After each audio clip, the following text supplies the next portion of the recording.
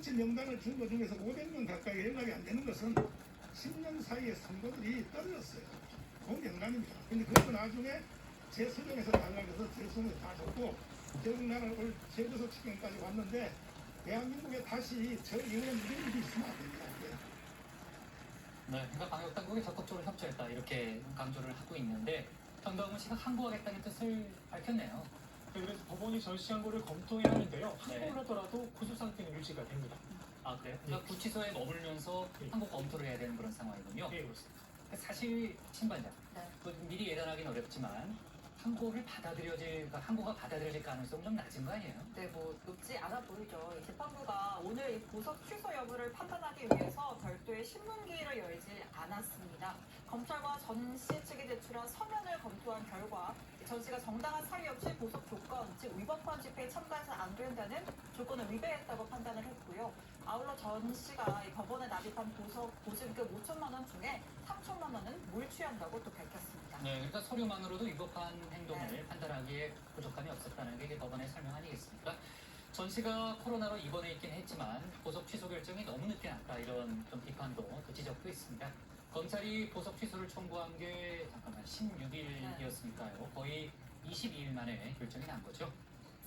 자, 그리고요, 신발장. 경찰이 코로나 관련 가짜뉴스를 유포한 200여 명을 검거했다는 그런 소식도 있네요. 네, 경찰이 지난 3일 기준 코로나 관련 허위사실 유포 200여 건, 개인정보 유출 50여 건을 수사해서 총 246명을 검거했습니다.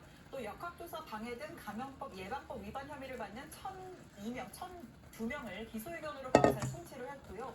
최근에는 특정 지역이나 업소에 확진자가 다녀갔다라는 정도의 허위사실 유포가 늘고 있다고 합니다.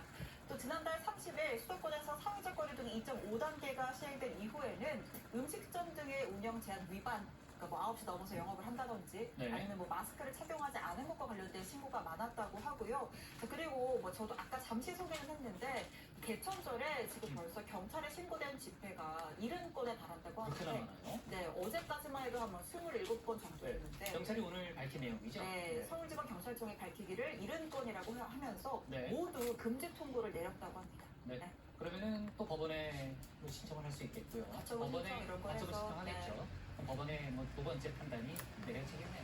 네. 자, 아까 이제 태풍 얘기를 했지만요. 뭐 10월까지는 태풍 걱정을 계속 해야 됩니다만 어쨌든 본격적인 가을 날씨에 들어갔죠. 날씨가 추워지면 이제 독감도 기승을 부리게 되는 거고요. 내일부터는 독감 무료 예방 접종에 들어가면서요. 네, 방역 당국은요, 이 가을은 이 독감과 코로나가 동시에 유행할 수 있을 것으로 보고 있습니다. 그러다 보니 백신 접종이 어느 때보다 중요하다라고 밝혔는데요. 이에 질병관리본부는 내일부터 생후 6개월에서 만 18세 어린이 그리고 임신부 및 만 62세 이상 등 전 국민의 37%인 1,900만 명에게 인플루엔자 4가 백신으로 무료 접종을 시행할 계획이라고 합니다. 자, 일단 2번 맞아야 하는 어린이부터 시작이 되는데요. 이 생후 6개월부터 만 9세 미만 어린이 가운데 인플루엔자 예방접종을 생애 처음으로 받거나 한 번만 했던 어린이들 일단 한 번 맞고 한 달 안에 또 한 번 맞아야 효과가 있다고 합니다. 자, 그리고 나서 이름만 맞으면 되는 소아나 청소년, 임신부 등은 22일부터고요. 만 61세 이상은 10월 중순부터 무료 접종을 받을 수가 있습니다. 네. 자, 그리고 오늘 방역 당국이 밝힌 바에 따르면요. 지금 이제 코로나와 독감 얘기를 했잖아요. 코로나와 독감을 동시에 진단할 수 있는 진단키트 개발이 지금 한창 진행 중인데 일부 제품의 허가 절차가 진행 중이라는 그런 정은경 본부장의 설명이 있었습니다. 왜냐하면 독감과 코로나가 증상이 비슷하기 때문에 같이 잘못하면 상대를 제조사에 다 몰릴 수가 있어서 방역 체계에 큰 부담이 될 수 있다는 게 방역 당국의 설명이거든요. 그래서 지금 이제 그 두 가지를 잘 감별해내는 것이 가을철 코로나 방역에 굉장히 중요한 사안이라는 설명이 있었습니다. 동시 진단 키트의 장점은요, 역시 이제 각각 검사하는 거를 한 번에 검사하기 때문에 시간을 단축시킬 수 있다는 점을 들었고요. 다만 단점은 비용 문제를 들었습니다. 지금 이제 한창 진단 키트 개발이 한창이고 또 어느 정도는 또 지금 이제 허가 절차가 진행 중이라고 하니까요. 아마 곧 결과가 나올 걸로 봅니다. 자, 해외 상황을 좀 알아봐야 되는데요. 지금 이제 일본도 코로나 상황이 아직 진행 중인데 IOC가 내년에 도쿄올림픽을 코로나와 관계없이 미루지 않고 열겠다는 입장을 밝혔잖아요. 네, 존 코츠 IOC 부위원장이 한 이야기인데요. 존 코츠 부위원장은요, 올림픽 취소는 1차 세계대전과 2차 세계대전 때를 제외하고는 한 번도 없었다라고 하면서 예정대로 도쿄올림픽은 내년 7월 23일에 개막할 것이다. 그때 코로나19가 확산하고 있느냐 그렇지 않느냐는 변수가 아니다. 이렇게 말을 했다고 합니다.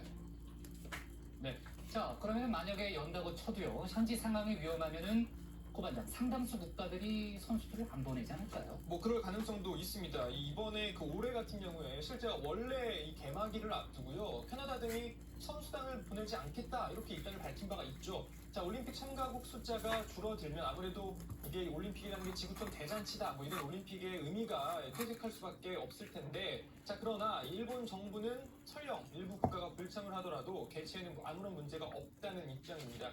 이 자민당의 스즈키 주니치 총무회장은요, 1980년 모스크바 올림픽 때는 미국 등 55개 나라가, 또 84년 LA 올림픽 때는 당시 소련 등 이 공산국가들이 불참을 하지 않았느냐라고 하면서 이 코로나19로 일부 국가가 불참을 하더라도 수적으로는 같은 것이다. 이런 주장을 내놓기도 했습니다.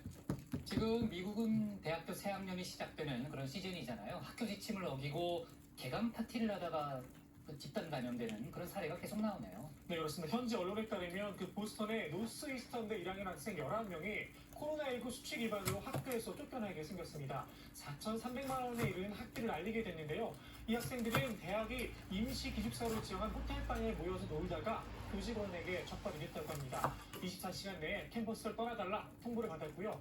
또 미국 뉴욕대에는 코로나19 지침 위반 학생 20여 명을 정학 처리했다고 하는데요. 기숙사 입주 전에 무조건 14일간 자가격리하는 지침을 주고 있는데 그걸 어긴 겁니다. 학교 측은 파티와 술집을 피하고 마스크를 쓰고 거리두기를 지키라 이렇게 당부를 했습니다.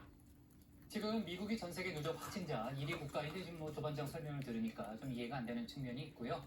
그리고 원래 확진자 2위 국가가 브라질이었는데 최근에 인도로 바뀌었다면서요? 네, 인도에서 지금 확진자가 이틀 연속 9만 명이 넘게 나오면서 누적 확진자 420만 명을 기록했다고 합니다. 미국에 이어서 2위가 됐는데 미국이 현재 646만 명, 인도가 420만 명, 그리고 원래 2위 국가였던 브라질이 414만 명 수준이라고 합니다. 인도가 3월 중순부터 봉쇄령을 발령했다가 5월 중순부터 이 규제를 풀면서 확진자가 끝없이 늘고 있는 상황이고요. 특히 지난달 중순부터 하루 100만 개 안팎의 코로나19 검사를 분석하면서 증가폭이 더 커졌다고 합니다. 8월 27일에 7만 명 선을 넘더니 9월 들어서 사흘 연속 8만 명대 이어서 9만 명대로 또 올라선 겁니다. 자, 오늘 코로나 상황 짚어봤고요. 어쨌든 아슬아슬 100명대를 유지하고 있는데 거리두기를 잘 지켜가는 게 계속해서 중요해 보입니다. 자, 그리고 이제 전광훈 씨 구속 수감 소식도 저희가 함께 전해봤습니다. 청와대 발제는 이렇게 정리하겠습니다. 방역 사기 주장한 전광훈 보석 취소 140일 만에 구치소로로 제목을 잡겠습니다. 다음은 조익신 반장의 발제를 들어보겠습니다.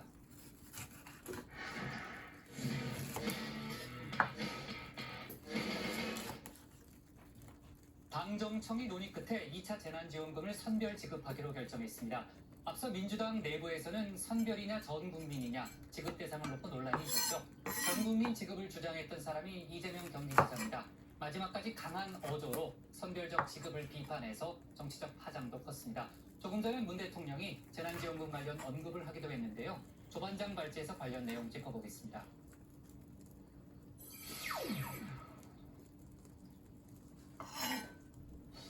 전 국민이냐 선별이냐 2차 재난지원금 대상을 놓고 정치권이 뜨거웠는데요. 결국 선별 지원으로 결정이 났습니다. 빚내서 쓰는 돈을 매우 현명하게 효율적으로 써야 하는 압박이 더 커졌다. 바로 그러한 점을 감안해서 당정청은 몇 차례 실무 협의를 거친 끝에 더 어려운 국민들을 먼저 돕자는 데 의견을 모은 것으로 듣고 이번 결정에 앞서 유독 센 목소리를 낸 분이 있습니다. 바로 이재명 경기지사입니다. 이 지사는 전국민 지원을 주장했는데요. 지원에서 배제된 사람들의 소외감과 분열이 문재인 정부와 민주당에 대한 원망과 배신감의 불길로 바뀔 거다라면서 선별 지원에 날을 세웠습니다. 이 지사는 생계 때문에 결혼 반지를 판 젊은 부부의 이야기를 소개하기도 했는데요. 문호에 나오는 한 구절이죠. 불환빈, 환불균. 그러니까 백성은 가난보다도 불공정에 분노하니 정치에선 가난보다 불공정을 더 걱정하라는 뜻입니다. 이 기사의 소신은 여당 내부의 공방으로 옮겨 붙었습니다. 요즘 이재명 저격수로 통하는 분이죠. 신동근 최고위원이 나섰습니다. 사회자는 보통 우리가 약자에게 약자를 소외시키는 데 쓰는 게 사대이거든요.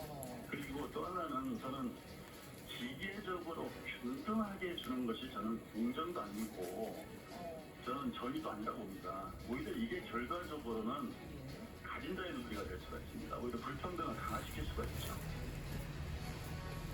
이 지사의 평소 지론인 기본소득과 재난지원금은 다르다는 점도 지적을 했습니다. 재난지원금은 재난에 당한 분들에게 지급하는 게 맞다는 겁니다. 무상교육이라든지 무상급식 또는 아동수당처럼 보편적으로 누구나에게 다 주는 그런 정책도 있고요.